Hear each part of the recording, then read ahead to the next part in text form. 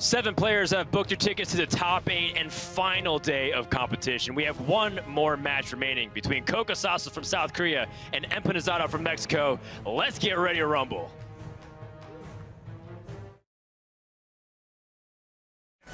Number 4, Cocosasa versus Empanizado. Yo pienso que me va a ir muy bien contra cocosasa. I think things will go very well for me against cocosasa, because I practiced with some of my peers playing with cocosasa's decks, and I was pretty successful against them. Looking at Empanizado's deck list, he has a similar strategy as mine, so he'll be a worthy opponent and will be a challenge to defeat. Cocosasa versus Empanizado. Ready, set, go! Welcome everybody to the last match of day number 2 here at the Summer Championships, live from Los Angeles, California at the Blizzard Arena. My name is Frodan. I'm joined by Brian Kibler, and we get to close out the day. And boy, what a day it's been, Kibler. It's been a marathon. Almost every series feels like it's gone to Game 5. Lots of reverse sweeps as well. We did have also a couple players that have high expectations to be able to go through, but right now it's a story of always versus never. We've always had a Korean in the World Championship, and with a win from Cocosasa, he'll play surrender and guarantee that. We've never had a Latin America player go to the top 8. Empanizado could be the first. Yeah, and Cocosasa said that it means a lot to him to represent Korea, and Korea has always had, as you mentioned, representative at the championship. Similarly, Empanizado said that representing Mexico, representing Latin America, South America is very important to him coming into this event. He was the representative on the Mexican Hearthstone Global Games team. That gave him a lot of confidence going into playoffs, and perhaps can get him over the final hump here. That's right. Can he be the one to perhaps get vengeance on behalf of fellow region men, or I guess fellow Latin American in Naoki Dan, who got so close, if you guys can remember the painful way that he was exiting the tournament. And we take a look at this lineup here. One of the interesting things that we were kind of pointing out is, you know, the Highlander Priest is primarily known as a very powerful deck. Some people consider it the best deck in the entire game of Hearthstone's high-level metagame. But if you look at the win percentages just on paper, Priest might have a couple of weak spots. The Paladins are something that people ignore, and it tends to, at least in theory, have good matchups, just according to data, against Priest. Yeah, both of these players have aggressive Paladin decks. The two decks do differ quite a bit. Empanizado playing the Murloc Paladin deck, while Cocosasa has the Prince Keliseth, all one-drop, or mostly one-drop small-time recruits deck. But neither of those in this game. We'll be seeing Tempo Rogue versus that Highlander Priest.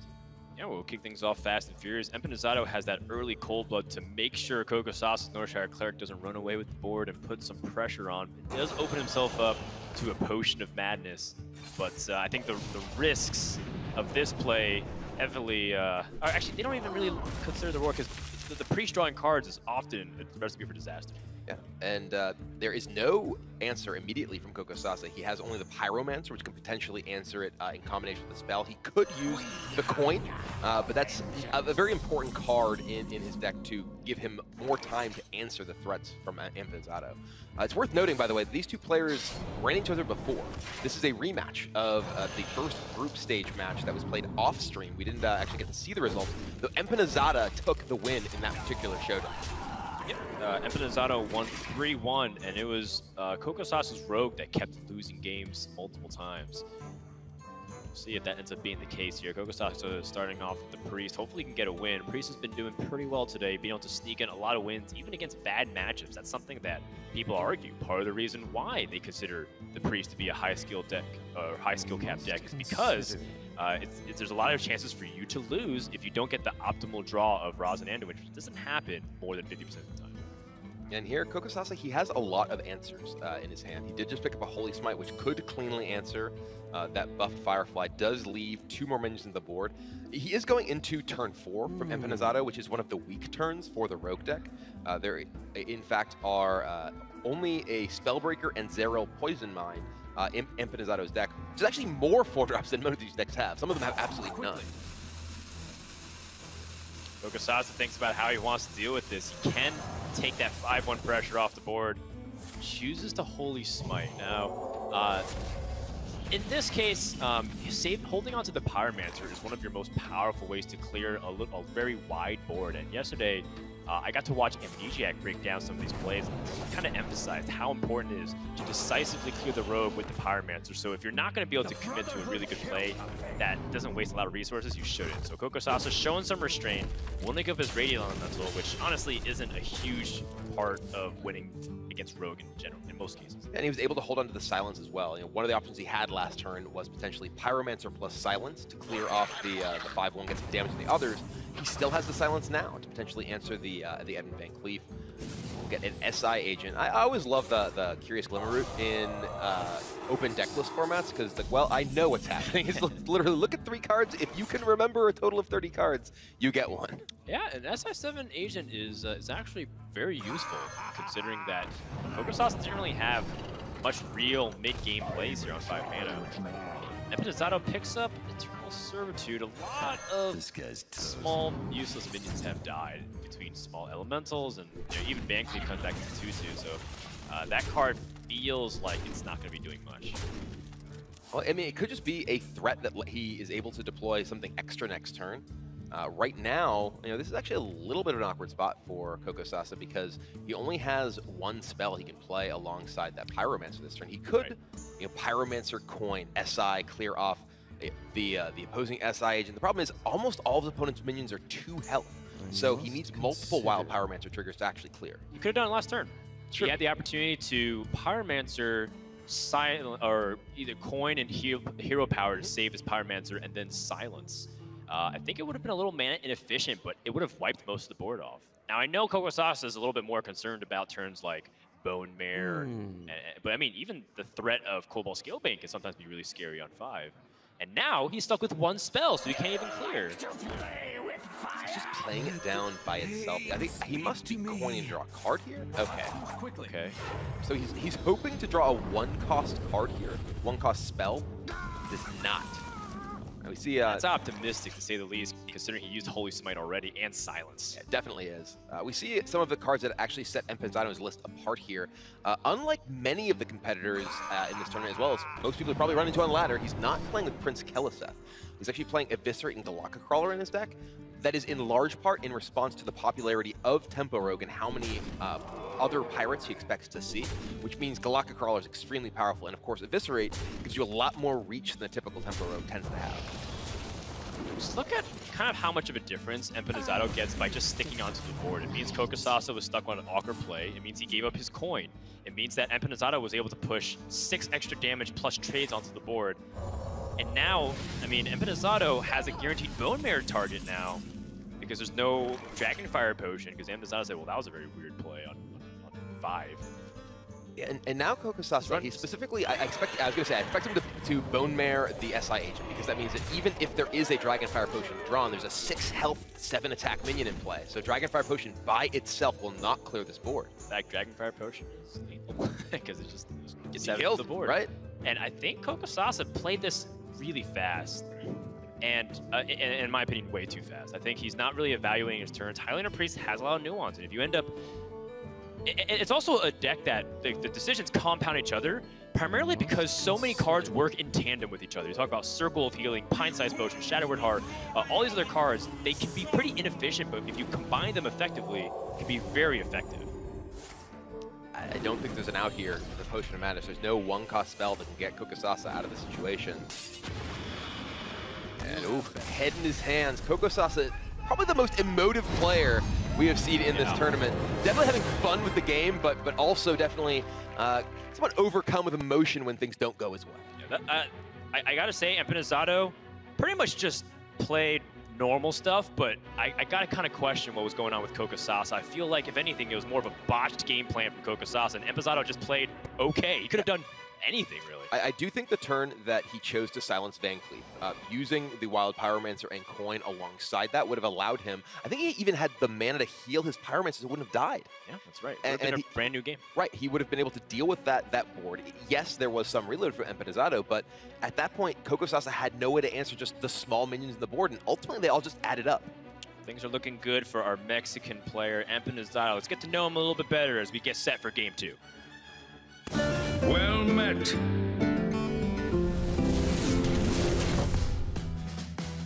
Soy Empanizado. My name is Empanizado. I'm 23 years old and I'm from Yucatan, Mexico. Of course, my favorite food is empanizado, delicious, crunchy breaded meat. My family owns a convenience store, and sometimes I help out around the shop when I'm not playing Hearthstone or at college.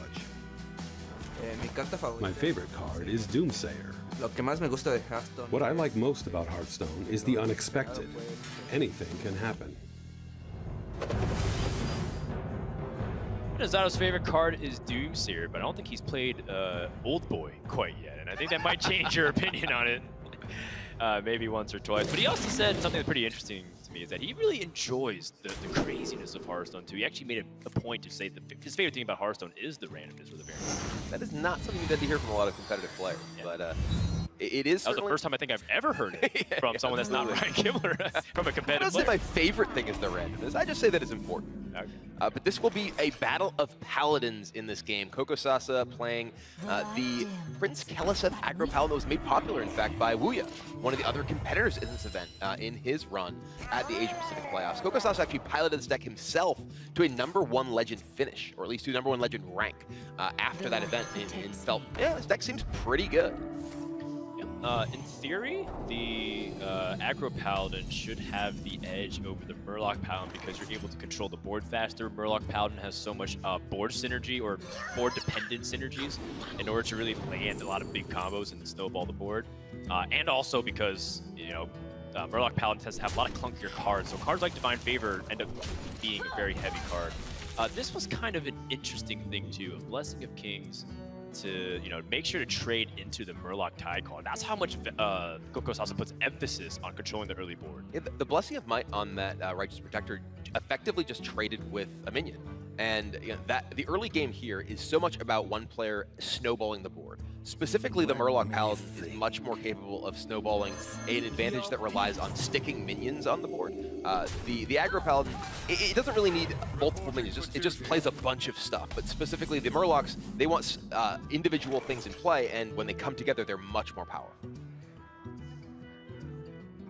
I'm looking at how important it is for Empanizado to make sure to land this Galaka call. There are a handful of pirates with Saucy, Deckhands, and of course Patch. There's even Dread Corsair. Oh, you're right. So there's a very powerful result from the Galaka crawler here that's available. Sure. But right now, you know, looking at Empanizado's hand, there's a couple of things that he wants to be thinking about. One is turn 4 represents True Silver Champion into Dread Corsair. So there's a lot of incentive to hold on to that Galaka crawler. However, your opponent's also emptying his hand pretty quickly. So if you're to just hero power here, say hero power and noble sacrifice, which lines up pretty well against the minions your opponent has, you can kill pretty much all of them. In that case, you're leaving yourself a little bit more open to potentially giving your opponent a reload with that Divine Favor. It's true. Unless they have a 1-mana play, though, it would be a... No, sorry, Firefly's not a true 1-mana play, I guess. It doesn't draw that many cards with Divine Favor. And if your opponent is using Divine Favor in the middle turns of the game, you're generally pretty happy with that because it means they're not developing their board. And that gives you much more time to get to your more powerful cards. This is basically Arcane Intellect right here, which is obviously a strong card, but not nearly as powerful as Divine Favor can sometimes be. Empanizado also well aware of all the buffs and the importance of Elder Peacekeeper, but now he's stuck on a turn where he'd honestly rather develop than install, and that kind of just lines up very awkwardly compared to cocosasa, who has Blessing of Kings waiting in the shadows. Along with a Righteous Protector to, well, protect. Okay, the Divine Shield with the buff here, there's no great way with this Aldor gone. There are 2 Aldors in Empanizado's deck. This is just difficult to neutralize. And specifically, Empanizado was looking for the swing turn involving Finja, but with a 5/5 Divine Shield minion as his only option to attack into, it's very difficult to get Finja value. Yeah, it's interesting because starting from turn 5 or 5-mana Crystal onwards, there's not really like great plays for the aggro Paladin deck list. They have Leroy Jenkins and Sunkeeper Tyram. Everything else is 4 or lower. So the importance of having Elder Peacekeeper to stabilize against things like Blessing of Kings can be very valuable, and as a result, Empanizado has pretty much lost the board here. I think that perhaps Empanizado may have been better off once he saw that there was no Dread Corsair. He may have been better off just playing Galaka Crawler into hero power that last turn. Yeah. Because that would have meant that he had an answer to the threat of Blessing of Kings, which otherwise he did not. Right. And now this is really coming back to haunt him, because now, you know, the 5/5 Divine Shield, he can't answer it, and cocosasa is once again reloading and making his life very difficult. He would have had an extra 1/1, would have been more mana efficient, would have stabilized the board better, and set up for ultimately a better Spike Steed. A lot of these things just kind of snowball upon each other. cocosasa now has kind of a choice of how he wants to budget his resources. If he wants to just play patches and kind of play into the Galactic Crawler, which he knows is in the deck. Chooses Abusive Sergeant, which means that he doesn't get the value trades that it's capable of. But in the end, I think not letting your opponent get a good Galactic Crawler is also okay. But this War Leader plus Rock Pool actually allows him to attack into this Righteous Protector and kill it. He will lose his Finja here because there's no more buffs for health from the Murloc War Leader, but will take the biggest threat off the board and find 2 Murlocs from his deck. Yeah, this could potentially be huge for Empanizado. Needs to kind of get high impact Murlocs here. That'll do. That's pretty good. The Inquisitor in particular is powerful here just because it has 3 health. What he cares most about is the health of his minions at this point, because his opponent has mostly small minions, and he just wants his minions to be able to survive attacks into them. And now he's bridging into Spike Ridge Steed and then Tyrion. So if cocosasa is unable to clear through these, there isn't much that he can do to punch through these big taunts. He doesn't have access to Spellbreaker in his deck.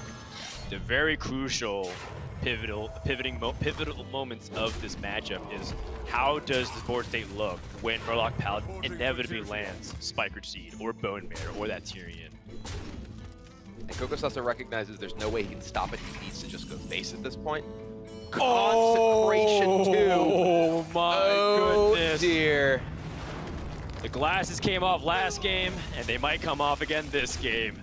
Empanizado is dominant and back on the board, and cocosasa has almost nothing left but aggressive damage. It's a lot of damage. Okay. I mean, in the end, it doesn't matter because he's able to get board initiative, but that was kind of funny timing there. As soon as you finally give up and play the Galactic Crawler you've been holding since your opening hand. Right. Aha! Dread Corsair. And that's another mix-up, too. You know, Murloc Paladins have kind of debated whether or not they should put Consecration, but ever since I've seen it in Trinity Series a few weeks ago, I'm starting to think that it's really important tournament staple for tournament lineups, specifically, because of how often you're playing against decks that go wide. And here, Empanizado had 8 mana. He had the opportunity to play Tyrion, but I believe he's recognizing here that Spike Ridge Steed plus another Murloc actually gives him better control of this board in terms of offering more threat from his Tidecaller, as well as overall just more health on a minion that's able to attack into the Dread Corsair and not die. Small time recruits, they are in fact small time, not going to be enough to cut it to punch through the Spike Ridge Steed though. Yeah, and with Tyrion in hand, it's pretty much no way for the Aggro Paladin to really get through efficiently. So, because he has Leroy and damage. Now, I think if you kind of evaluate like how Murloc Paladin's able to win back the board, that's also probably all the more importance for Consecration, which I want to give a shout out to like guys like Stan Sifka, who's one of the people who do it. He definitely wasn't the first, but when he started doing that in some tournaments, it really like opened up my mind because most people don't think about that. And as the aggro deck, you can't ever really consider playing around like Consecration too. You have to keep pressuring as much as you can. It's particularly difficult when you are playing an aggressive deck against another aggressive deck because you need to fight for the board. You need to be pressing any advantage you can find. And you know, if you try to play around Consecration, oftentimes you will lose because, well, you didn't play enough to the board and they just managed to eke ahead a little bit and snowball that advantage. Yeah, certainly. So obviously there's a little bit of an issue and we'll try to get that resolved as soon as possible. But in the meantime, we can just kind of talk a little bit about the implications of the series. The winner of this will go on to play Surrender in the top 8. Neither of these players have extensive HCT experience. It's the first time on the stage, so we're guaranteed kind of like a newcomer coming in and getting top 8, which is a big experience. But prior to this, we've never had more than one Asian-Pacific player in the top 8, as thankfully we're able to get back to the game in recovered state. I don't think we're going to be in this game much longer, though. There's a Tyrion, there's a bunch of Murlocs. On board. You know.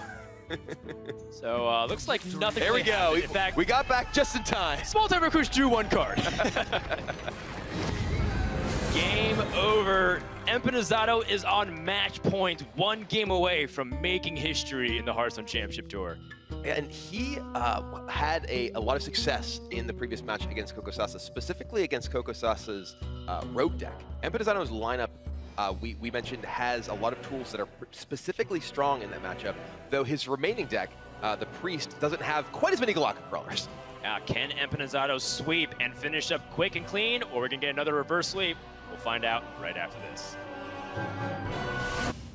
Just a couple of minutes, we will cross the 12-hour mark since the doors have opened. I want to give a big shout out to all the crowd that came out today. Who has been here from the beginning of the day? Anybody here since the beginning? Oh, the people cheering for Empanizado have been here since the beginning. Big shout out to them. They love it, and they're cheering on for their homie. And we're going to find out whether or not Empanizado can close out the series 3-0, as he is currently 1 game away from the top 8 against cocosasa. So far this match, he has just been looking like a stone-cold killer. We've seen cocosasa, frazzled, reacting to every little moment. Empanizado just calmly staring ahead, getting the job done.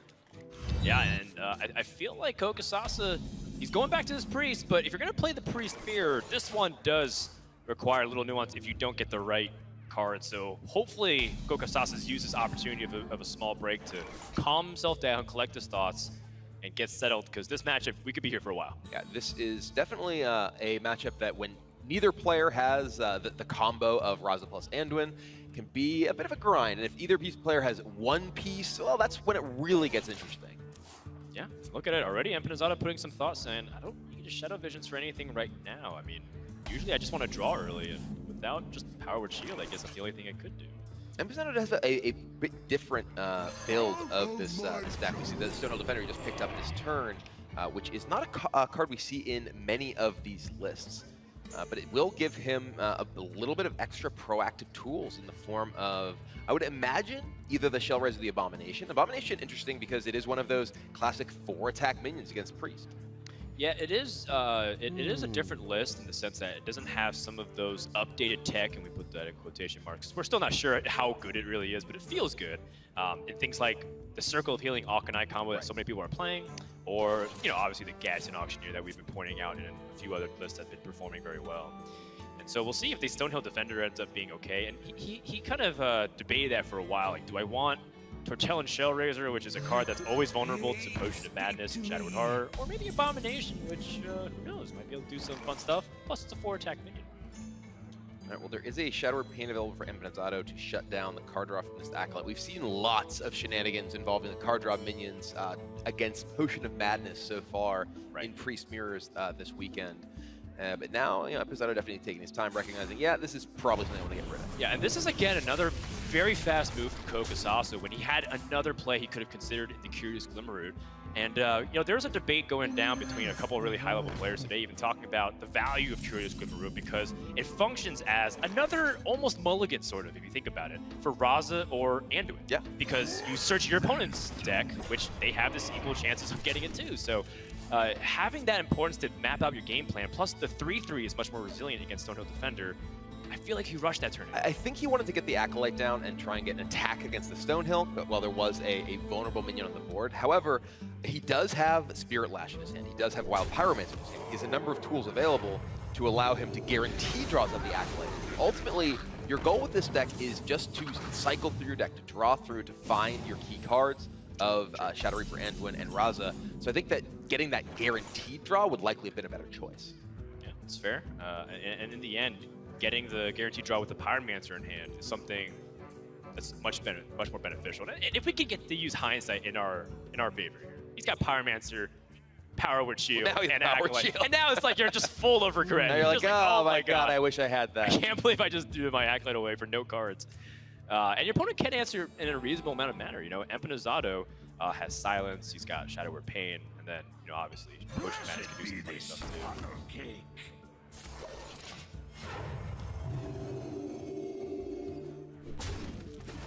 Well, neither player actually has any of the real big cards. There is a Kazakus in Cocosasa's hand, but a dig from the Glimmer is going to get him, rather from the Power Shield, that's the card I meant. Right. Going to allow him to get a little bit closer, and then Kazakus Another, the big-ish cards in this matchup, mostly because it gives you ability to clear a little bit and dig through your deck, but no draw 2 mode from cocosasa on the Kazakhs here. He does get something somewhat valuable with if he gets Ichor of Undeath to potentially summon back the Acolyte of Pain. Yes. I do think if both these minions died, at least the pool significantly, he might not get it. But it's something to consider as time goes on. And we haven't had that update yet, so if he did play Wild Pyromancer plus the summon spell and brings back the Acolyte, he will get the damage. Oh, you're on right. The triggers, the trigger update sequence that's apparently coming sometime soon, a new patch. But yeah.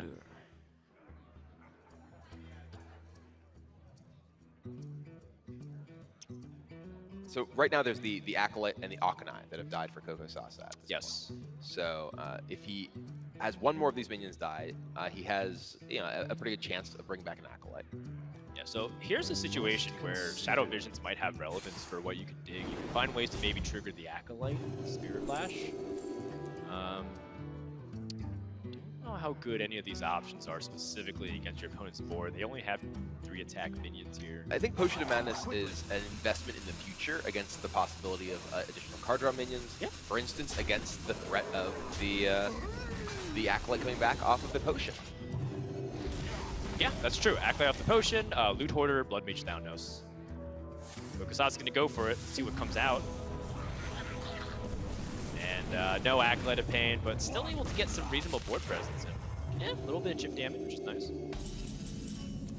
And right now, this is kind of a battle of resources, and Cocosasa is pretty far ahead. We look, he has 9 cards in his hand. Empanizado only with 7, and it's Cocosasa who currently has the board. So, pretty strong swing in terms of just raw resources from that Kazakhs, though still neither player with Raza or Anduin available to them. Yeah, Kazakhs itself took a Holy Nova, plus a couple of another minions, so it's not completely a 1-for-1 there. But also it removed the minion with the potion and took a Dragonfire potion. Just show you the power of what the Kazakhs can do.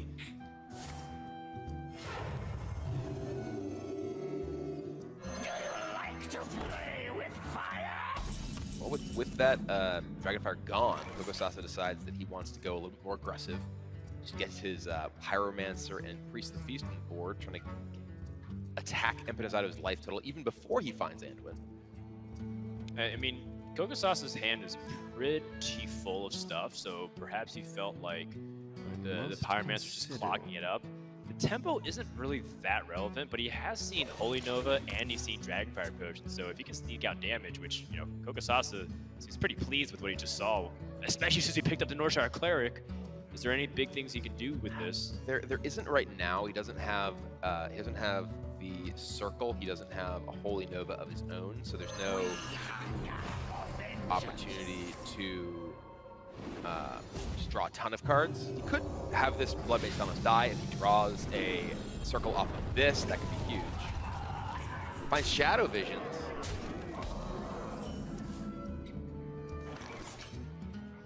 Wow, it's pretty interesting to see such a different style here from Kokosasa, which values a lot of like the tempo in the matchup. When a lot of people prioritize drawing, controlling the board, and setting up for their combos, and trying to keep their hand as versatile as possible. Well, Cocosasa still has a pretty full hand, and Empanizado has really shown that his hand is full of primarily reactive cards or situational cards that he's choosing not to use here. So I think Cocosasa felt like he can get his aggression on pretty readily here. Yeah. And now there's this Northshire Cleric, which can give him another draw off this Priest of the Feast. And just look at the size of the decks. There are 17 cards remaining for Empanizado, just 12 for Cocosasa. So very far ahead here. This play, that is aggressive. That's so interesting. I mean, he's seen Dragonfire Potion like we mentioned. He saw Shadow Wear Pain on his Acolyte. He's also saw that Empanizado had trouble removing just a Wild Pyromancer. But it's hard to, at least on the surface, approve of this play. It's just, you play Lyra for nothing, not even trading the coin. I guess because the coin gives you Prophet Valen damage, but you don't even have Anduin or Raza yet. It's interesting because in a game where you do have Anduin Raza, you often will want to hold on to your cheap spells in order to enable damage burst from the combination of, well, Anduin, anything. Yeah. And Lyra, you know, will chain into that if you're able to play a bunch of spells in the same turn. Yeah, speaking of a bunch of spells in the same turn, this yeah, Empanizado's chance to try and... He's got Embrace the Shadow Circle of Healing. He does. Okay. Well, I don't know if that's even the best combo to kill your radio elemental. It's just something that I saw immediately. It is a little interesting. And also, he's a Blood Mage Thalnos, so he can do 5 if you want. Oh, right. They kill his own Lyra. It's starting to go into uncharted territory, so we're still kind of exploring. Thought Steal here as well. Best. Right. Get 3 cards off it. And yeah, I think we will see the circle. Forbidden Shaping as well. Good sequencing to get the extra 1/1 on the board.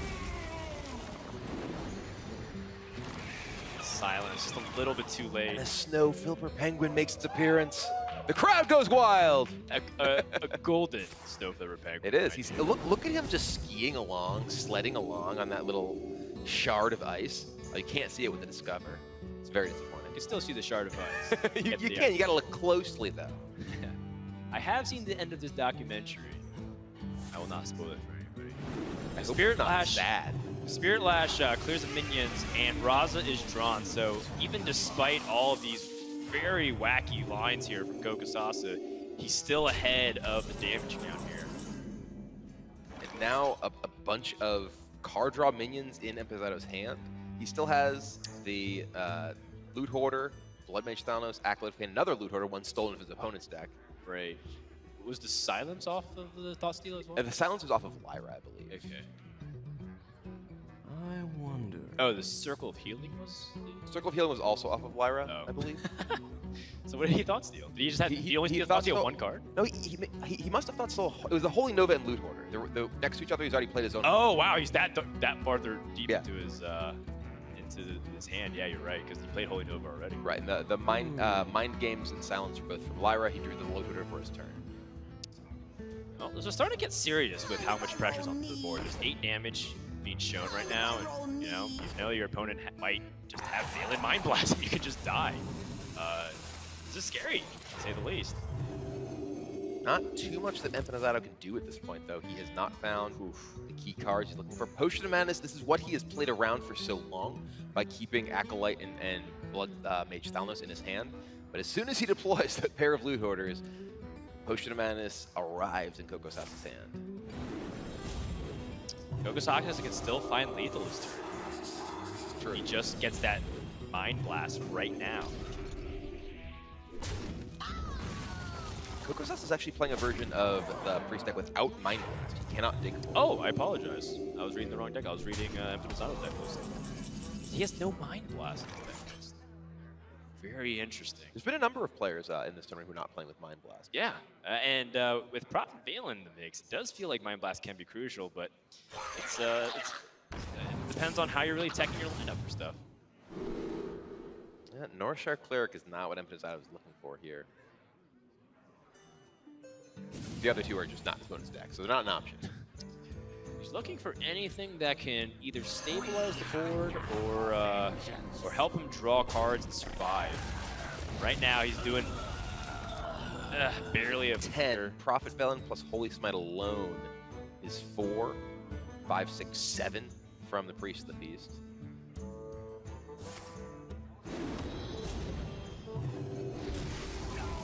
I feel like I've never seen such an aggressive Priest Mirror being played from one side here without Anduin. I mean, neither player has Anduin at this point. And it's almost like the old control Priest Mirrors from the past where like one player got board advantage, just kept attacking as much as they can and sticking one minion. It was like Injured Blade Master of the past or like a Cabal Shadow Priest. And now it's apparently this Priest of Feast that just never dies. And in those matchups, you just have a handful of Circle of Healings and you're just like, well, I can't do anything. Yeah, Empanizado can't do anything. It's the mind games. That's kind of funny. And he's also dead. He is, in fact, going to die. 7 leaves exact lethal with Velen plus Holy Smite next turn for Cocosasa. What a weird game, but Cocosasa strikes back, finally getting a crucial victory. on match point, and now we're gonna go to game number 4. And now cocosasa still has his Paladin and his Rogue remaining. And it was the Rogue that struggled for him in their previous matchup. It struggled in previous matchups, but I wonder what it was against specifically. Do we have the history of it? Because the Priest still does have some faults into it, and you kind of see that there's a couple of cards in Empanizado's deck that didn't exactly help him for some of those win conditions. Things like Stonehill Defender, while great against aggressive strategies, and when you have Anduin, even better, it kind of makes the drawing part of your deck a little bit harder, especially if you spend your mana. You saw, like, Abomination didn't do anything, and the only taunts in Priest's arsenal is Tortel and Shellraiser, which doesn't exactly help you either in a lot of matches. And Empanizado's other 2 decks are the ones that both have 2 Galactic Crawlers each, which are very strong at targeting the pirate-heavy versions of Tempo Rogue, like cocosasa is at least playing to some degree. He doesn't have as much pirate focus as some players. He's playing a slightly elemental-focused version, but he does still have the possible swing of just getting your Swashbuckler eaten early in the game. All right, well, as we get ready for game number 4, let's learn a little bit more about cocosasa as he fights for his survival. Well met. Hi, I'm cocosasa. I'm 19 years old and a pro Hearthstone player from South Korea. When I'm not playing Hearthstone, I like watching Twitch streams, reading books, and playing other games. My favorite card is Tyrion Fordring. My favorite deck is Quest Mage. I think the most important thing for a pro player is to control your nerves. There's a big difference playing offline versus playing in front of people. You need to control your nervousness and play your game. One of my favorite things about Hearthstone are all the hit effects. Wow. As more damage is done, the effect is bigger. Unbelievable. It feels so good when you hit with strong points. But my favorite thing is winning. The good feeling stays with you for a long time. Oh, cocosasa apparently is ranked 25, I guess. That was really my takeaway there, but that was a little funny thing. Okay, well, it was just because it was funny, because I was like, wow, ranked 25. But then I realized he doesn't play an America server, so he plays an America server, he just starts from rank 25. I was like, oh. That took me off guard. That was definitely funny. Can't you just log in for the Asia Pacific service from here so we just get a better shot? Like, he's not ranked chat, come on. All right, well, we are getting into game number 4 here. Empanizado playing the Priest once again, the last deck he needs to win with. Well, cocosasa is playing that aggro deck buff Paladin, we'll call it. I know Sodal always gets mad when I refer to a Keleseth deck as hand buffed. Yeah, this was something that happened a lot where Kibler saw Wuya. At the time, no one really knew too much about Wuya. We only read his name a couple times. And Kibler's like, I like Wuya's deck list so much. He's playing hand buff Paladin. Kibler's played a ton of hand buff Paladin on his own first stream. And we looked and we said, Kibler, there's nothing that buffs the hand at all. In fact, the only thing it buffs is your deck. Yeah. Details. Look at that stat, though. 1 and 5 with Priest so far this weekend. We've talked a lot about how Priest is one of the powerhouse decks in this tournament, but Empanizado has been struggling with it so far. Yeah, and I guess it makes me feel a little better about my prediction that Priest might not do well, but I think he's the only person really struggling. Priest has been doing very well today. And for the most part, it's also kind of because are Priest really ready for this matchup here? You know, we're talking about how Priest love to draw. It's a combo deck. It's going to draw a lot, and so will Divine Favor. Look at this, a 4-attack Divine Shield minion here. Yeah, that's also problematic to deal with, too. Picks with a Mind Blast, that's not what you're looking for. He can perhaps Shadow Visions, try and find a Smite, a Silence. Potentially a Silence effect. He's probably the best.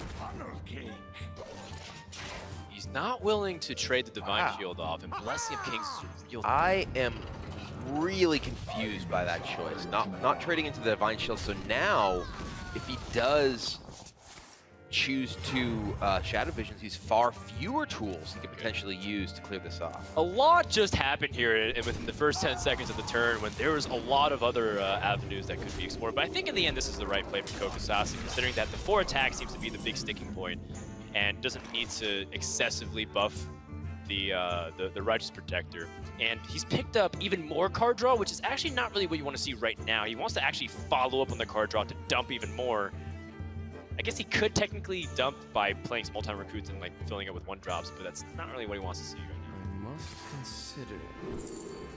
Yeah, I mean, that Holy Smite, if he had traded into the Divine Shield last turn with his Loot Hoarder, could clear this minion. Yeah, you're absolutely right.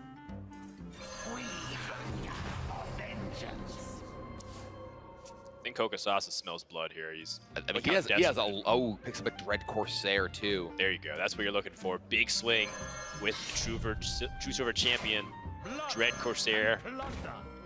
If he were to Blessing of Might here, he could attack for 11. He's gonna go ahead and actually kill the Blood Mage Thalnos to just protect his Righteous Protector. Right.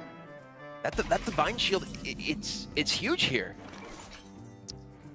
Yeah, it's the threat of Dragonfire Potion. cocosasa holds back just for a little bit. Doesn't want to extend too much onto the board. If Empanizado does not heal this turn, he is dead. cocosasa has Blessing of Might to go with his 11 damage already in the board. He's going to go ahead and pain and heal, so he does take some off the board. There's even Leroy still, though, so there's 10. Yeah, is it 13, not 17. Yeah, it would have been lethal without that potion of Right. Greater Healing If Potion. he just straight up healed.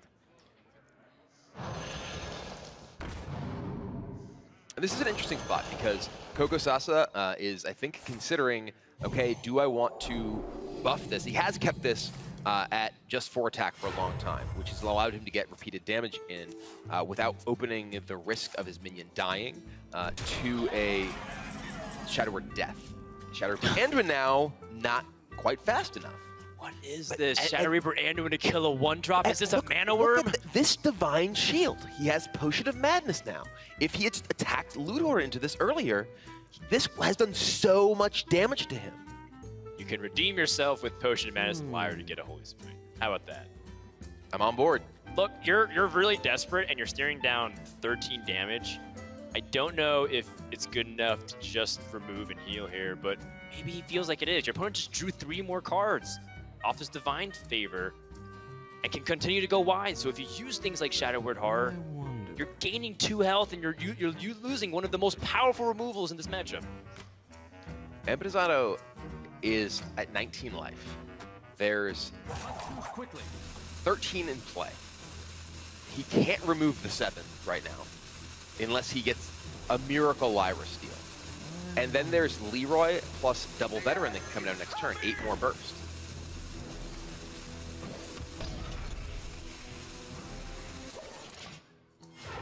I believe cocosasa has oh no, he's 1 off lethal. He has 11, 12. He's able to Leroy plus Double Veteran, that's another 8. He's 1 damage. Oh, the Abusive Sergeant, that's the 1 more he needs. So 6 from the Leroy, 3 from the hand, so that's 9, plus 1 from, that's 10, 21. From 7 plus 4, that is exact lethal for exact mana. And cocosasa, you can see him mousing over his cards, counting and recounting. He nods. Checking and checking again. Yeah, and probably will stack everything on the Leroy. As he mentioned, he likes doing big damage and shaking the board. So that's going to tie up the series 2 games apiece.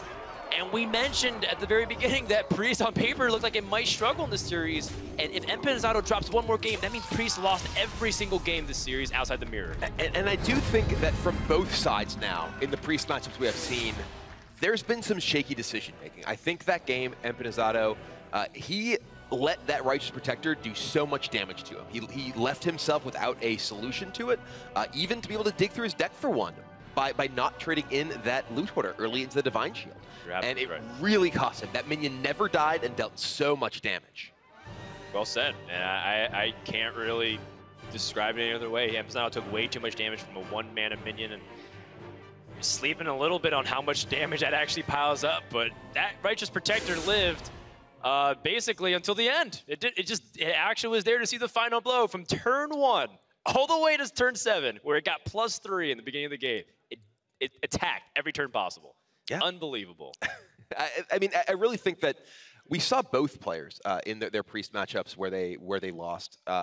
Empanizado against the Paladin and cocosasa against the Rogue, really feel like they just didn't manage their early turns well against aggressive decks, didn't remove enough of the opposing threat when they had the opportunity, and maybe just played a little bit too fast. Empanizado actually even just played Priest of Feast, go. He didn't even really spend a ton of time on that turn, and that seemed like a very difficult turn to me.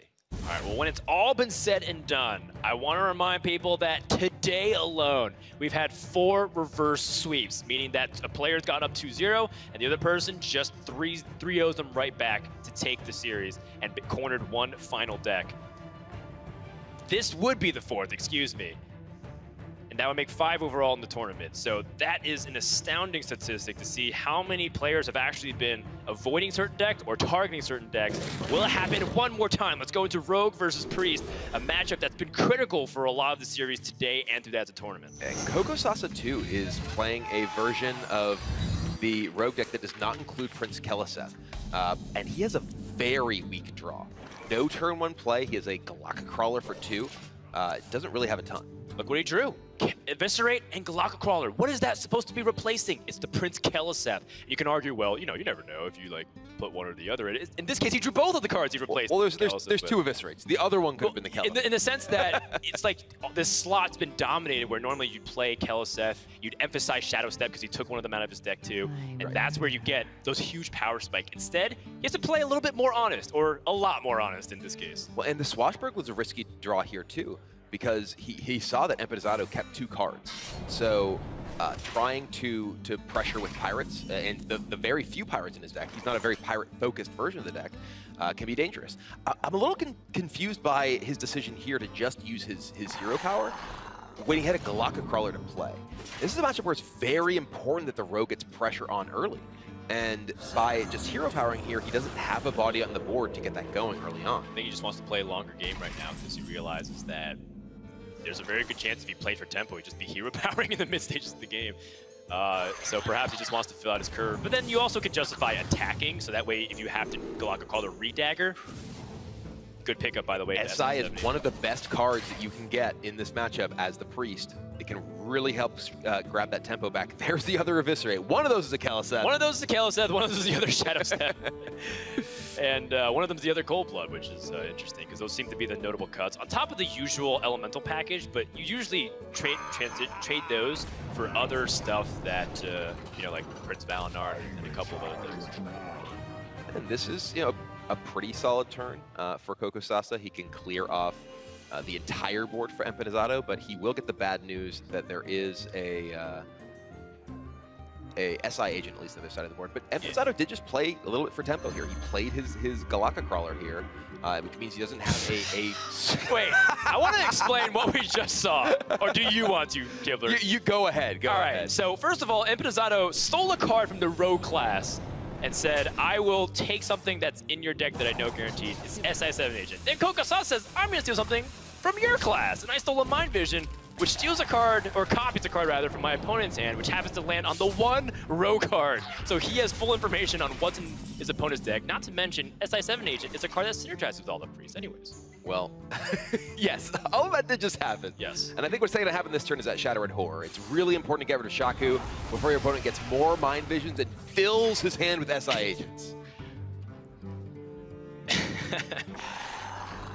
If Swashbuckler said put an SI7 agent into your hand, that'd be a pretty good card. I would play all of them. I just keep playing it.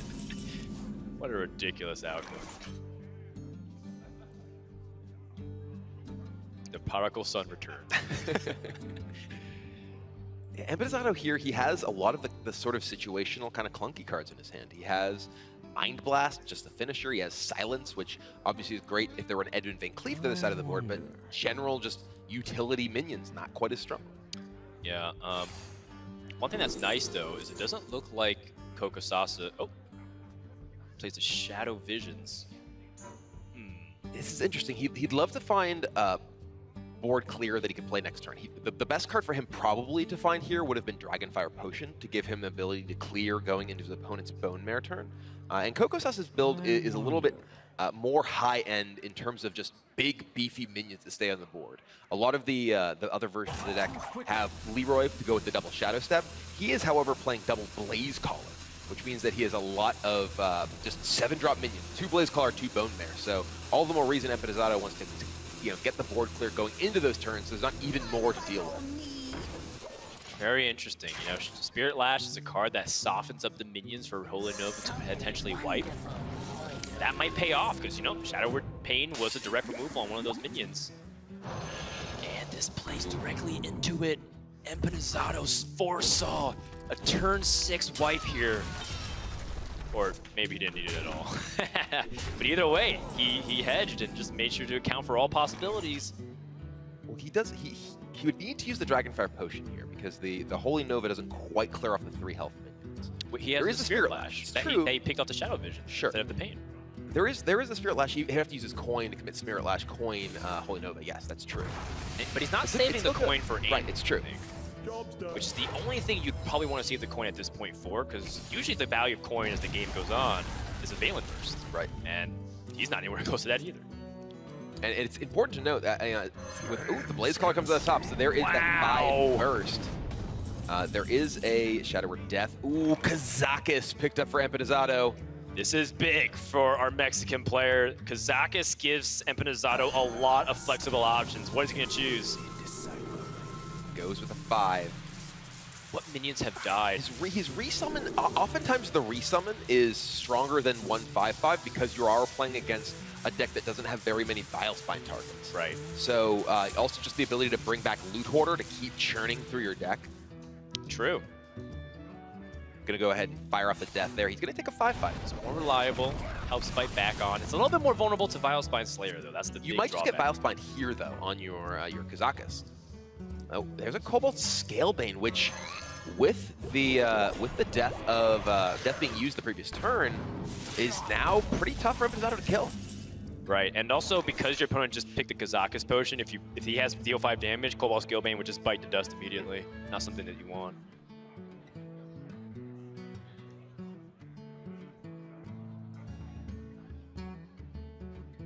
Ooh, is this worth Dragonfire Potion? Doesn't feel like it's enough at all, but you know that the threat of Bone Mirror is also a huge thing too. Yeah, playing against the Bone Mirror deck, every board at this point in the game is pretty terrifying. And this should give cocosasa a little bit of a green light to start playing Cobalt Scalebane aggressively. Your opponent does not have the deal 5 damage potion. Empanizado does have a Silence, so if there were a Bone Mirror to come down, Silence could remove the buff, and then Dragonfire could sweep off the entire board. There's no buffed Bone Mirror with Keleseth, so it's going to be a 5/5. The Bone Mirror itself will die. You'll take the burst damage, the 4, but Empanizado doesn't have to risk having a board that he can't deal with post Dragonfire with a Bone Mirror, but it is the Cobalt Scalebane that's the scary one. An excellent point. Cocosasa has a ton of damage this turn. Briarthorn and Coldblood. Pushing 11 to face, 12 with the dagger. It's an Eviscerate in the hand. Trying to think about the trade, perhaps. He goes for face. Prophet Valen. Prophet Spirit Lash is always really good. Oh my goodness, you're right. And he has Holy Smite, so it doesn't have the coin. Both. The coin Can't cast both. You're right. But he can't get through this Tar Creeper. He has Silence. Yeah, he has Silence. Prophet Spirit Lash, silencing the Tar Creeper.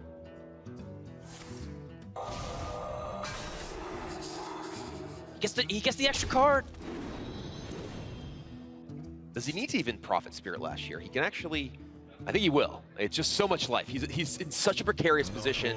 This is basically Reno Jackson right here. Yeah, that's 12 and then double. Yeah, it is Reno Jackson. Okay. It is. Every time this happens, you just go to 30. They did the math. And he also draws a card. Just want to point that out, by the way. And clears off the Scalebane thanks to Silence and the Taunt. Massive Plus heal. 21. Still a Valen on the board. Cocosasa has just drawn air. Backstab doesn't even have any eligible targets except his own minions. Has to remove Prophet Valen because of the threat. And this is the all-in, and what a pitiful board it is for the rogue player. He just attacked him down to 26 and only has 5 power left in the board. Empanizado is a few turns away from locking this up. If not locking it up this turn, he has Priest the Feast, SI7 Agent, and those minions are good enough to dominate the board right now. Went up to 30 last turn. Might as well do it this turn, too. This guy's toast. If he wants to smite, if he wants to Shadow Word Pain, he can clear these off. I mean, the last thing that he's worried about is the big bad Bone Mare. And even if that comes down, he's got Dragonfire Potion waiting in the looms. I don't see a way out here. Cocosasa has to draw something big. Scalebane's pretty big, but not big enough. There's just too many bodies on the board for Empanizado. He has gotten control of this board. Tempo Rogue needs tempo to win. He does not have it. I'm looking at his deck list. The top end, like you said, was Blaze Caller. Does not have the Curator package. Couldn't fit it in because he has so many elementals in. And he also has yet to draw some pretty useless cards as well from this low end. No Mission Vendor is good. It's just ways for Empanizado to spend mana reliably. Cocosasa has taken the glasses off. Empanizado carefully navigating these turns. He is way ahead, but does not want to make a crucial mistake. Cocosasa just waiting for Empanizado just to prove that he can beat him the next turn or two and not give him any time. But I think the writing is on the wall.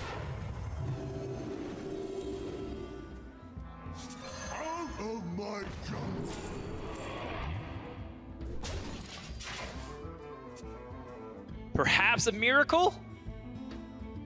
Could be Obsidian Statue. I can't even think of a single card. Ooh, Cabal Current. Hold on.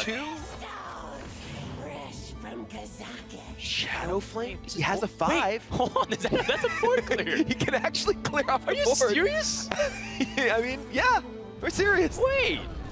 That just happened. No. We were like writing Cocosasa's eulogy drama here. And tension. And there, the boom, narrative was being the board woven. is gone, but there's 6 cards left in Empanizado's deck. One of those is Anduin, one of those is Raza, and Cocosasa is running on fumes. Yeah. Although, if you really think about it, Empanizado doesn't have that many cards left, so if Anduin is card number 30 and Raza is card number 29, we might have some stamina issues here. It's possible. It is possible. If Cocosasa does something big here, that is not big. That's pretty small. I apologize, Tortel and Shellraiser. I kind of said that you don't really do anything. You do plenty. Brick wall. That 2/6 is it might as well be a 10/10 at this point. Well, it can't. Well, no, it would actually be a lot better. Might as well have infinite health at this point.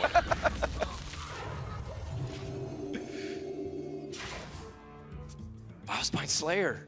Okay. Pushing some damage. I mean, Cocosasa stayed in it. I don't even think he knew how he could get back in it, and he still has a board, and Empanizado doesn't have a way to win the game right now. He just has a way to stall the game. 4 cards in Empanizado's deck. 22 life for Cocosasa. That's a card that draws a card. If he were to Blood Mage Thalnos plus Dragonfire, drawing 2 cards. I was just going to go with the Pain plus Doomslayer. He needs to have an answer to a Bone Mare. That's actually legitimately scary, except if Bone Mare came down right now, it'd buff a pretty significant board, but he would have 6 damage AoE guarantee with Dragonfire Potion. Cocosasa will have to wait a turn. Empanizado still has no signs of any of the legendary cards he's looking for right now to close the game. But he's still just at a healthy 24 life. He's got a fistful of cards. There's Anduin. Paved the way for the Shadow Reaper Anduin. The Death Knight has arrived, and Cocosasa's time draws near. Still has a decent health pool to work with. 22 still requires Empanizado to chunk him a little bit here every turn. But with almost a guaranteed Raza draw in the next turn, actually with a guaranteed Raza draw in the next 2 turns, Cocosasa is going to be under significant pressure, and he has not drawn any of the big, heavy 7-mana minions besides that one Blaze Caller. I think Raza's just his last card. Told ya. He could face Dragonfire face, and then he just has Raza, and then he just has... actually, he played as Velen, didn't he? He did. So the Mind plays Velen for the heal. Okay, yeah. All right, well, there's Raza. Raza finally has made an appearance. This is actually kind of interesting. Because he is going into fatigue quite soon. One of his, I guess nothing in his hand draws cards at this point. But ping Raza ping. How much fuel do you have? You got enough, it looks like. Your opponent's at 21. You have the Mind Blast to add up. Yeah, and the kind of funny thing is you buffed your opponent's board, so, you know, Dragonfire Potion actually doesn't clear the Bone Mare, but he's still going to put a lot of damage in here and set up for as much damage as he can. He's still got 4 cards. I think he's going to be okay with a Greater Healing Potion. There's almost nothing cocosasa can do, and again, he's going to need a Miracle Draw here. Is that an active Blaze Caller? It is! Unbelievable. He's sticking through it until the very end. If you're gonna defeat me, you're gonna have to drag me out of this chair, Empanizado. Well played. Yeah, cocosasa, he is putting up as much a fight as he can, but Empanizado, he has damage after damage. Lyra comes into the hand, and we're gonna see sparks fly. We're gonna see sparks fly, but not before a full board clear, because he's been Bone Mare. Actually, does he want? Does he have possible leaf layer with like Lyra, Pint-sized potion? So 2, 4. If the spell is not playable, then it's not leaf. We can Pint-size into potion. He gets 6 off those. If he gets a playable spell that does anything. It just needs a playable spell guarantee. Yeah, a playable spell is lethal here. Anything that costs 3 or less? Yes. Empanizado looking for a spell. That's 5. Not enough. Potion of Madness? There it is. Inner Fire. You can kill him with the Inner Fire in style. History has been made. Empanizado is going to the quarterfinals. And that game looked all but over. cocosasa clawed back with that Shadow Flame off the Courier, off the Swashbuckler, but Empanizado would not be denied. The quarterfinal berth is his. Yeah, cocosasa hung in there for dear life, and he kind of made it a thrilling end. Most of the times, it's kind of like a ruthless beating by the priest, but man, was that dramatic, and Empanizado becomes the first player from Latin America to qualify for a top 8 spot, putting him 1 round away from going to the World Championships. What a run. I mean, and now he is actually rounds out all of our caster predictions. Every single person who was chosen in the opening show as one of the caster predictions has made it through to the top 8. Yeah. TJ's dark horse pick and Empanizado paying off in spades. That's right.